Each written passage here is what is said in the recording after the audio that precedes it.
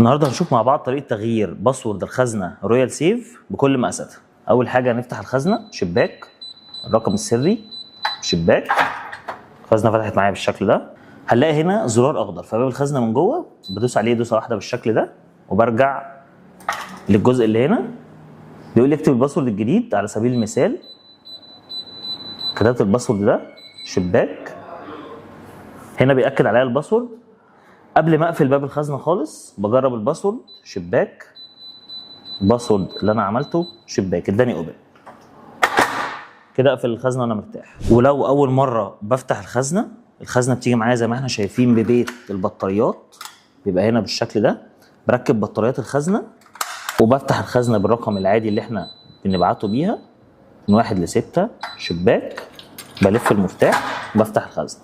او الخزنه بيجي معاها مفتاح ماستر، بيبقى ورا اول حجرين، بيبقى بالشكل ده. بقدر احطه في الخزنه، بلف، بفتح الخزنه.